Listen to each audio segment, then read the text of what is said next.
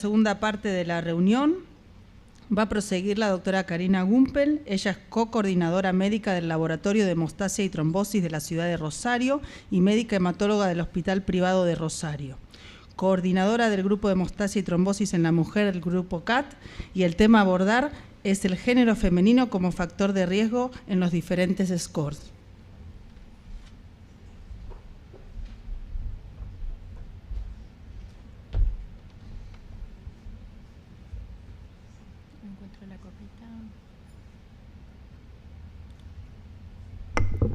Bueno, buenas tardes a todos. Gracias por compartir con nosotros estos desafíos hemostáticos y esperemos tener respuesta para algunos. Debo confesar que más allá de haber elegido este tema y que realmente después que me resultó fascinante, la primera reacción que tuve fue esta. Sin embargo, muy recientemente en el diario, un diario de lectura por todos, el 3 de marzo salió publicado este artículo, lo que hace que realmente debamos prestarle atención a este tema. Entonces, los estrógenos como factor de protección cardiovascular, sabemos que los estrógenos disminuyen el tono vascular, que favorecen la vasodilatación, tienen un efecto antioxidante y antiinflamatorio, que disminuyen el depósito de colesterol en las arterias, pero que también existen cambios dinámicos en función de los niveles de estrógenos, de las fluctuaciones estrogénicas durante el ciclo menstrual. Entonces, vamos a tener incremento en los niveles de fibrinógeno y de von Willebrand y aumento en la actividad y en la agregación plaquetaria durante la fase del pico estrogénico del ciclo menstrual.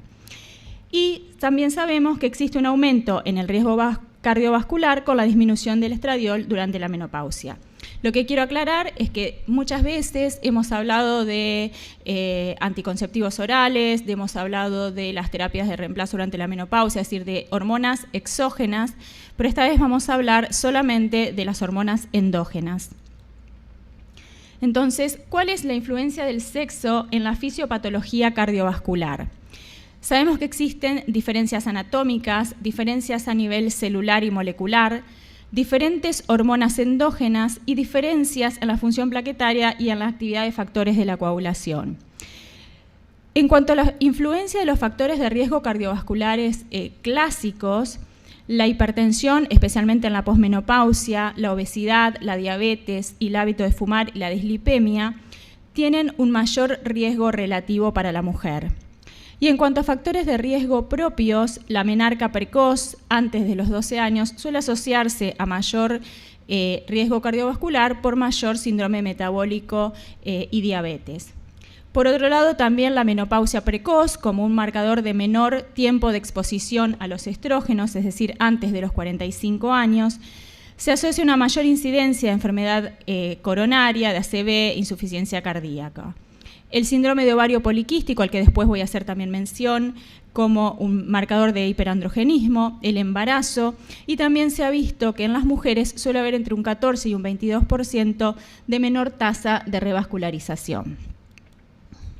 Entonces, ¿qué son los modelos pronósticos? Son ecuaciones estadísticas que permiten predecir el riesgo individual en base a valores que presentan en función de una combinación de múltiples factores predictores. Entonces, el punto crítico es cómo seleccionar estos factores predictores y luego de haberlos seleccionados, poder validarlos. Voy a hacer mención a una serie de trabajos que después nos tuvieron su consecuencia en los cambios de criterios en el CHA-2-VASc que todos usaron. Este es el estudio ATRIA, que vio que diferencias significativas en cuanto al riesgo de accidente cerebrovascular, tanto en mujeres y hombres, tanto en la población global como en menores o mayores de 75 años. Pero que no había diferencias en la incidencia de accidente cerebrovascular cuando estaban anticoagulados y tampoco había diferencias en cuanto a la incidencia de sangrado mayor. Estas son las diferentes series publicadas, si bien son trabajos publicados hacia el año 2005, vemos cómo en las diferentes cohortes hay un aumento en la incidencia de accidente cerebrovascular. En 4 de estas series, estas diferencias son significativas, con un mayor riesgo para el sexo femenino. Como consecuencia de todos estos trabajos, es que hacia el año 2010 se cambian los criterios de CHAD por CHAD-VASC y donde se incorpora como factor de riesgo al sexo femenino. De todos los factores que se incorporaron, el único que mantiene la diferencia estadísticamente significativa como marcador en el análisis univariado y multivariado fue el sexo femenino. Este trabajo me pareció muy interesante porque es el trabajo que analiza el riesgo de accidente cerebrovascular en pacientes que tienen un CHAD-VASC de 1, cuando ese 1 es solo el sexo femenino. Entonces vemos cómo la incidencia de accidente cerebrovascular en los que tienen un CHAD-VASC de 0, es decir, en los hombres no hay diferencias, si tienen o no tienen fibrilación auricular, mientras que las mujeres, cuando tienen fibrilación auricular, vemos cómo hay un incremento en la incidencia de accidente cerebrovascular.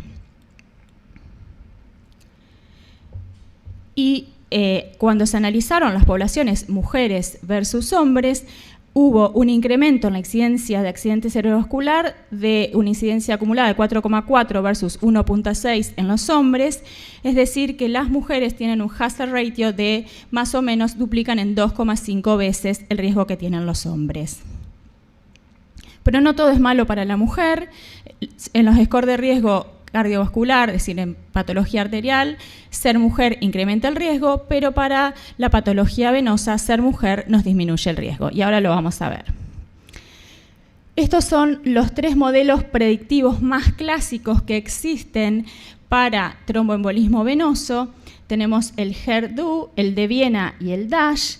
El HER2, si bien no lo incluye como criterio, vamos a ver que tiene una consecuencia directa porque la frase dice men continue and HER2 too, es decir, los hombres continúan y ahora vamos a ver qué pasa con las mujeres, que se sabe que las mujeres que no tienen marcadores de síndrome posttrombótico, es decir, que no tienen hiperpigmentación, no tienen edema, no tienen eritema, que dímeros D, o a nivel de laboratorio, dímeros D mayor a 250, obesidad o edad mayor a 65 años, para que las mujeres entre 0 y un factor de riesgo tenían un riesgo anual de recurrencia de 1,6.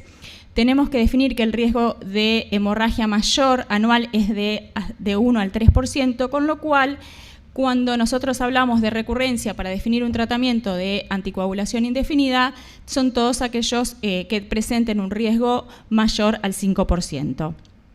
En cambio, para los hombres no fue posible definir una población de muy bajo riesgo, sino que el riesgo anual de recurrencia, cuando presentaban entre 0 y un factor de riesgo, era del 13,7%, y lo que les decía, no había poblaciones de bajo riesgo. En el score de Viena vemos cómo el sexo masculino tiene un incremento en el riesgo, y lo mismo para el DASH score.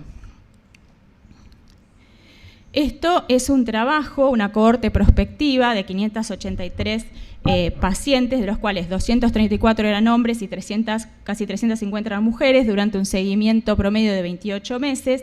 Hubo una incidencia anual del 7,5 versus el 4,6%, es decir, mayor en los hombres, y una incidencia acumulada del 26 versus el 12%, hombres versus mujeres. En este otro trabajo, es un trabajo también interesante, primero por la cantidad de pacientes, que fueron 55.000 pacientes con un evento de tromboembolismo venoso, de los cuales 18.000 eran no provocados, un seguimiento medio casi de 4 años. Los hombres tuvieron un 13% mayor de incidencia de recurrencia de tromboembolismo venoso, pero lo interesante es que esta diferencia se mantenía aún cuando se analizaban los casos no provocados y aún cuando se excluían aquellos casos en que las mujeres habían tenido un evento trombótico relacionado con hormonas exógenas. Este es otro modelo predictivo, el score de DAMUBS, que también incluye, es decir, no está incluido el sexo femenino, pero el sexo masculino, digamos, es un marcador de más alto riesgo. Y ahí vemos cómo el sexo masculino tiene una diferencia, un aumento en la tasa de recurrencia de 2,8 veces.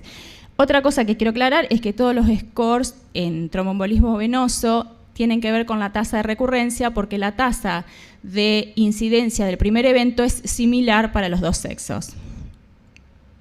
En este score, que es un poquito más complejo, asigna una puntuación para cada uno de los marcadores predictores, y cuando esta sumatoria da por debajo de 11,5 se considera que es un riesgo bajo, o sea, menos del 5% de recurrencia anual. Este es un score, en realidad es el desarrollo de 4 tipos de modelos predictivos donde combinan marcadores clínicos con marcadores de laboratorio, y de eso desarrollan 4 tipos de modelos. El modelo A es el más completo de todos, que tiene los marcadores clínicos y múltiples marcadores de laboratorio, pero es poco aplicable. Y el modelo D, que es el más simple de todo, que tiene solamente criterios clínicos. Lo único que quiero resaltar de estos modelos predictivos es que absolutamente en todos está incluido el sexo masculino como aumento en el criterio de recurrencia. Cuando se analizaban las causas, uno de los marcadores que se intentó evaluar fue qué pasa con los niveles de hormonas. Entonces se vio que no hubo diferencias significativas en el estradiol, analizando los distintos momentos de la mujer, niveles bajos, niveles altos, en mujeres premenopáusicas ni en mujeres posmenopáusicas, y tampoco había diferencia con los niveles de estradiol en los hombres. Lo mismo le pasó para la testosterona, es decir, no había ni en mujeres premenopáusicas, ni posmenopáusicas, ni en los hombres una relación entre la tasa de recurrencia y los niveles hormonales.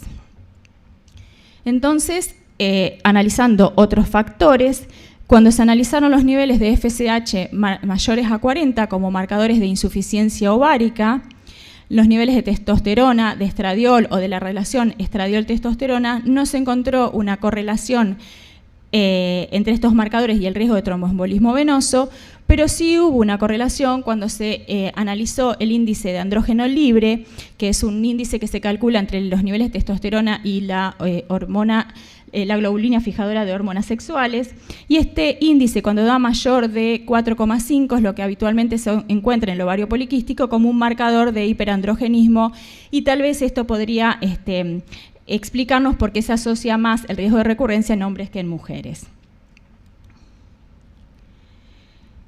En este trabajo se analizó la incidencia o la influencia del sexo en cuanto a la recurrencia, pero solamente en una población menor de 50 años, y acá, bueno, se ve un aumento en la recurrencia en el sexo masculino comparado con las mujeres, es de aproximadamente 2,5 veces mayor, más o menos similar a lo que se venía viendo en otros trabajos, pero a diferencia de otros trabajos, estas diferencias sí desaparecían cuando se analizaban solamente la población de no provocados o con factores de riesgos transitorios. Entonces, en definitiva, lo que les quiero decir es que como marcador de buen pronóstico, como marcador de mal pronóstico, realmente el sexo femenino es un marcador o un factor predictor que debemos considerar tanto en el riesgo cardiovascular en la patología arterial como en la patología venosa.